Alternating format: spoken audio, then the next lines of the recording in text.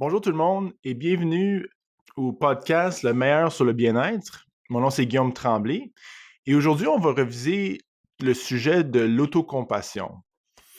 L'autocompassion, c'est un sujet qui est extrêmement important. On discute beaucoup dans la société l'importance d'avoir de la compassion pour les autres, euh, d'apporter cette attitude dans notre société qui peut avoir un certain bien-être pour tout le monde.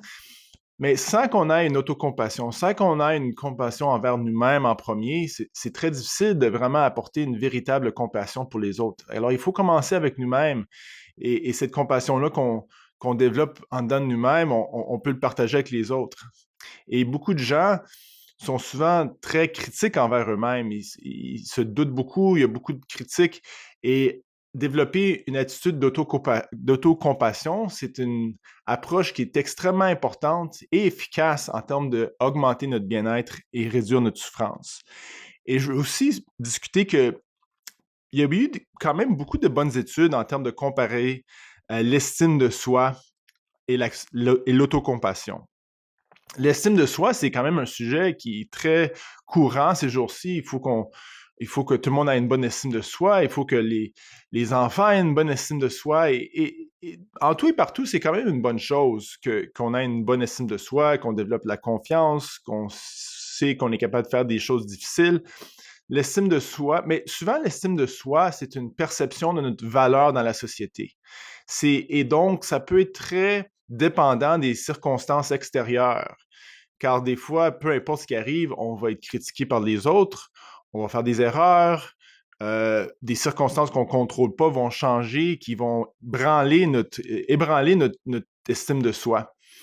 Alors, l'estime de soi, oui, avoir une bonne estime de soi peut supporter notre bien-être dans une bonne direction. Par contre, il y a beaucoup de choses qu'on ne contrôle pas qui peuvent affecter notre estime de soi dans le négatif, qui peut rabaisser notre estime de soi. Alors, c'est un petit peu volatile comme approche. C'est un petit peu non fiable. Tandis que l'autocompassion, c'est une attitude envers nous-mêmes. C'est une attitude intérieure et c'est pas dépendant des circonstances extérieures. Et ce qu'on voit dans les données, les études psychologiques, c'est que l'estime de soi et l'autocompassion, en termes de supporter le bien-être, peuvent avoir le même effet dans la bonne direction. Sauf que l'autocompassion ne semble pas avoir un négatif, tandis que l'estime de soi est plus volatile. Fait que oui, c'est bon. Quand on a une bonne estime de soi, oui, ça marche, ça nous aide. Sauf que ça peut tomber assez vite si les circonstances de la vie tournent contre nous. Tandis que l'autocompassion est indépendante des circonstances extérieures, car c'est une approche intérieure, c'est une attitude intérieure qui n'est pas dépendante du tout de les circonstances extérieures. Alors, je veux reviser quelques principes simples aujourd'hui de l'autocompassion et qu'on puisse approcher, essayer le plus qu'on peut d'amener cette approche dans notre vie du quotidien. Alors, il y a trois piliers de l'autocompassion. Ce modèle est développé par la psychologue Dr. Kristin Neff, qui a fait énormément de bon travail pour donner une approche qui est simple, mais quand même qui incorpore vraiment une vision globale. Alors, le premier pilier, c'est gentillesse et compréhension envers nous-mêmes. OK, c'est très simple, mais souvent, on peut avoir une voix très critique, très dure envers nous-mêmes dans la façon qu'on interagit avec nous-mêmes dans notre vie intérieure. Alors, avoir une voix, c'est bizarre, la voix qu'on utilise dans notre tête, avoir une voix gentille. Disons qu'on trouve un enfant perdu dans un centre d'achat, qui a perdu sa mère, puis il est tout effrayé. On va pas arriver avec l'enfant puis dire Hey, où ta mère? Pourquoi t'as pas trouvé ta mère? Pourquoi t'es perdu? Ça n'a pas d'allure que tu n'aies pas ta mère avec toi, tu es un petit enfant. Il n'y a personne qui ferait ça. Ben, l'approche, ça va être OK, mon petit, c'est correct. On approche, on rassure l'enfant, ça va être correct. On va trouver de votre mère, pas peur, on va faire quelques appels, tout va être correct. On va utiliser une voix délicate, douce, gentille. On veut essayer de pratiquer, d'utiliser cette voix-là dans notre tête, envers nous-mêmes. Ça ne sert à rien d'être dur. Ça n'aide pas vraiment les choses. Deuxième, et l'autre côté du premier pilier, c'est la compréhension envers nous-mêmes et non le jugement. Quand on est dur sur nous-mêmes, souvent on juge beaucoup. Je suis pas bon à ça, j'aurais dû pas faire ça. C'est quoi mon problème? Qu'est-ce que je fais? Ou pas des fois, c'est plus des phrases, des déclarations qu'on fait. J'aurais dû pas faire ça.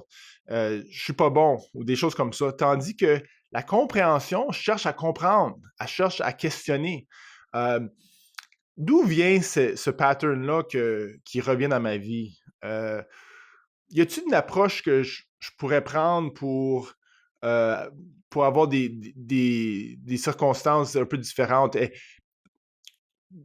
Pourquoi que je reviens toujours à cette chose-là, ou de questionner, d'essayer de comprendre qu'est-ce qui se passe dans notre vie intérieure, d'être curieux, de comprendre au lieu de juger. OK? Alors, gentillesse et compréhension. C'est extrêmement important dans l'autocompassion. On ne se juge pas, on essaie de se comprendre. Deuxième pilier, c'est notre humanité partagée, qu'on pourrait dire. On a souvent la tendance, et moi inclus, de voir nos épreuves, notre souffrance comme étant individuelle à nous autres mêmes, de la rendre spéciale. Que quand je me sens, mettons, un petit peu trop stressé ou nerveux à propos de mes circonstances de la vie, il y a peut-être une tendance dans mon cerveau de « Ah, ben ça, c'est un problème de Guillaume. Ça, c'est moi qui ai ce problème-là. C'est ma souffrance, c'est mon problème. » Non, pas vraiment. C'est un problème, c'est une épreuve humaine. C'est l'expérience humaine qui se passe. C'est pas une expérience Guillaume, c'est une expérience humaine. Parce que dans toute probabilité, quasiment garantie, euh, on vit ce que je vis, ma vie intérieure, ma souffrance, mes épreuves, a été vécue par des millions d'autres personnes un peu comme moi. Et alors, c'est important de ne pas oublier quand on a des situations difficiles qu'on n'est pas seul, c'est pas spécial à nous, c'est pas une épreuve ou une expérience à l'individu, c'est l'expérience humaine qu'on vit. Et le troisième pilier, c'est d'être la pleine conscience, qu'on peut dire le mindfulness, mais de devenir le témoin de nos émotions négatives, de les ressentir au complet, de les témoigner et pas se faire prendre dans l'histoire de nos émotions négatives, mais juste le regarder, même si c'est très inconfortable de juste le regarder. Ça, c'est peut-être le pilier le plus difficile qui prend de la pratique, et on va reviser un peu plus en détail ce pilier-là dans d'autres épisodes plus tard. Alors pour aujourd'hui, on va laisser ça comme ça, mais j'aimerais ça qu'on fasse vraiment une approche quand on est critique envers nous-mêmes, de vraiment apporter une attitude d'autocompassion, qu'on soit gentil et compréhensif envers nous-mêmes, qu'on n'oublie pas notre humanité partagée, et que quand on a des émotions négatives, qu'on essaie de vraiment juste les ressentir, les témoigner, et non les juger, non les souhaiter qu'ils partent, mais juste les témoigner le plus qu'on peut. Alors, on fait ça tout ensemble aujourd'hui. Je vous souhaite une excellente journée et on se revoit la prochaine fois. Au revoir.